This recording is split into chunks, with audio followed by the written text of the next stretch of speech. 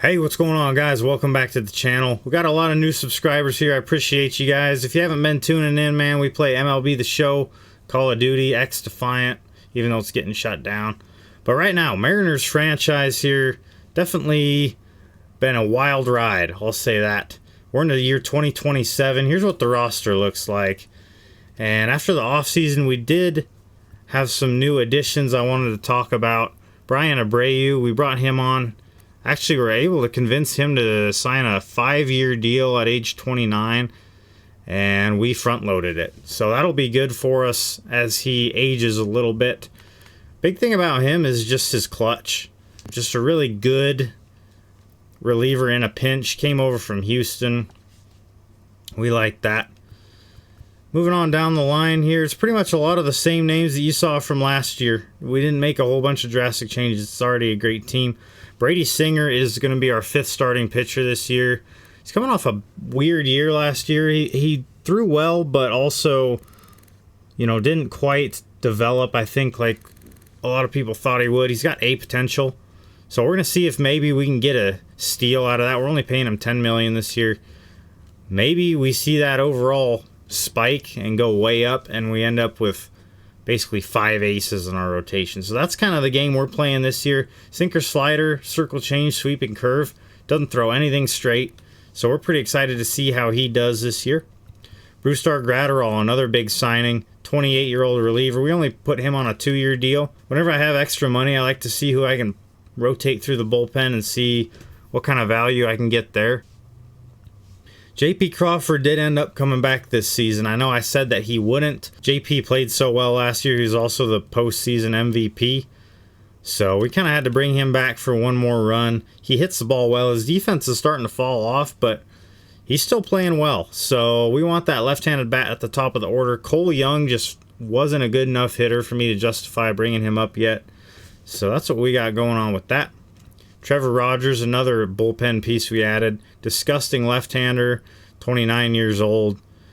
Throws hard, pretty tough to hit. He's just solid across the board, so we like to see that.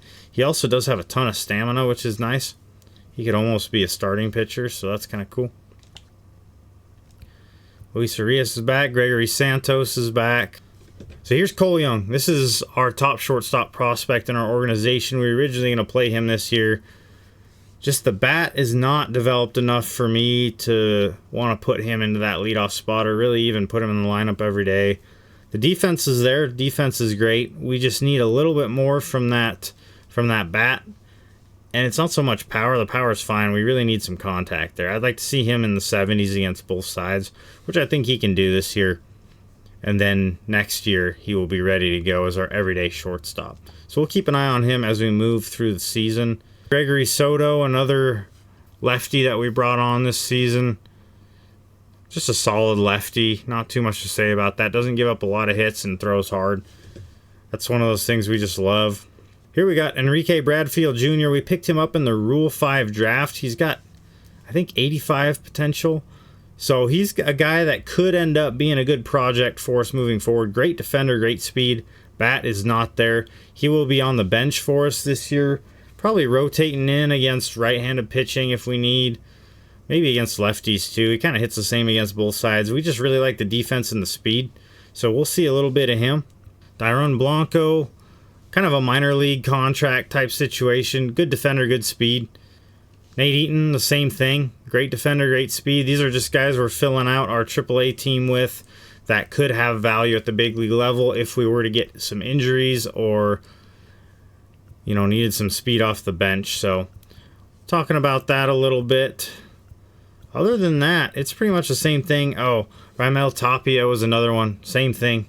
Another minor league contract guy. So we really did a good job this year of building some depth and going out there and making sure that we were ready to go in the event of some injuries. We just want to have a solid year this year. We're coming off the World Series. We got through last year with minimal injuries, so that does make me a little bit nervous. Maybe we're in for a nightmare this year. We'll take a look kind of at our position-by-position layout. Harry Ford and Cal Raleigh handling the catching duties this year. They've both been awesome. First baseman, Naylor, Chavis, and France. There's Will Ludwig. He is our newly acquired draft pick there. We're excited about him. He's going to be a great contact hitter for us. I wished he had a little more power, but it's fine. It's not a big deal. Tennessee boy, 6'5", 214. We also have Carlos Mercado.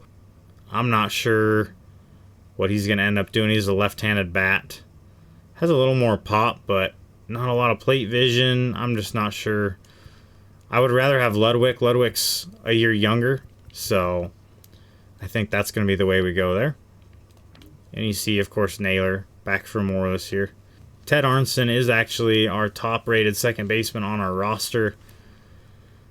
He's close. I want the durability to get a little bit better. I think he'll just be hurt the whole time, and I don't really want that. So we'll see what happens, but he's got pop. You know, that was one of the reasons why we drafted him. He was a guy that we drafted in our very first year of this Mariners franchise.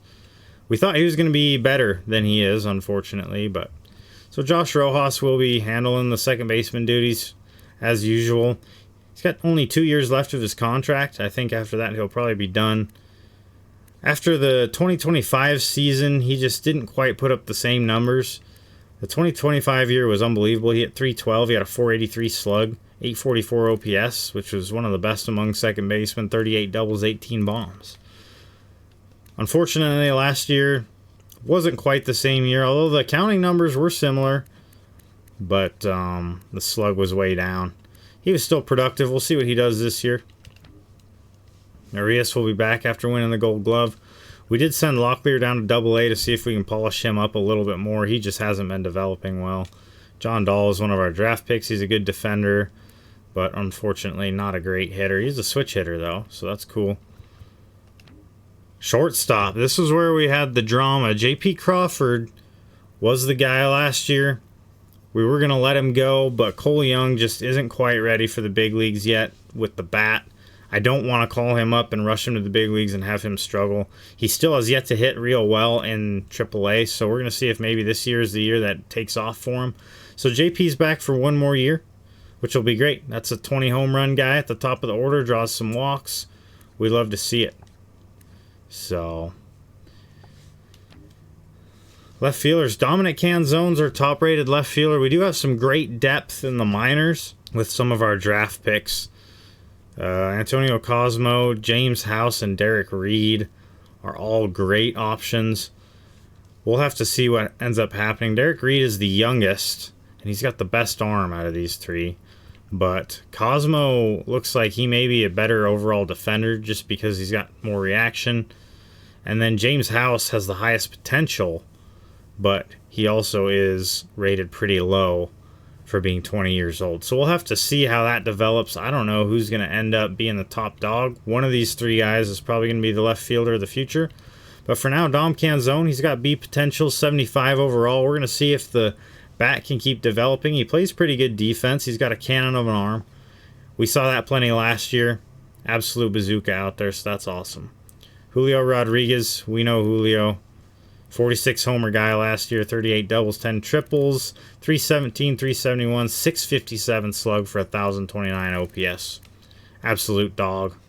It's been outstanding. Great defender, too. Kind of get into the weeds a little bit.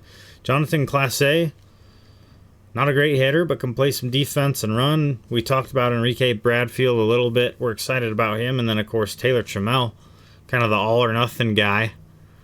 We'll have to see if he can get some more at-bats this year. I'm not sure what I want to do with him yet, but he's usually good coming off the bench to hit some bombs.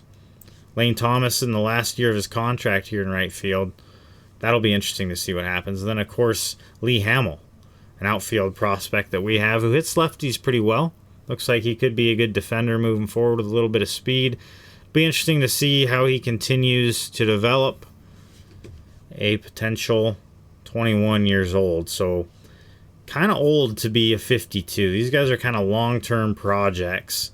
We don't have any great immediate talent, which is too bad, but that's okay. If we look across at the division, starting with Houston, more of the same with Houston. Not a whole lot of changes to this roster. It's pretty much the same thing. they're decent. I mean, they're not the powerhouse they used to be, but they've still got some solid players in there. Anytime you've got Yordan Alvarez in the lineup, you're going to generate some offense. So that's good for them. The Angels have made a lot of moves. Mike Trout's still around, 35 years old. He's still a 96 overall. Dylan Cease was a big move that they made, so they now have a bona fide ace on the Angels. Reed Detmer's still kicking. They've got a good bullpen now, it looks like. But they really overhauled their starting rotation. They turned in a great offseason and gave themselves 4 great starting pitchers now to run out there. And then a couple of solid bullpen arms. Logan O'Hoppe, obviously, continuing to be a good hitter. And then Rengifo as well.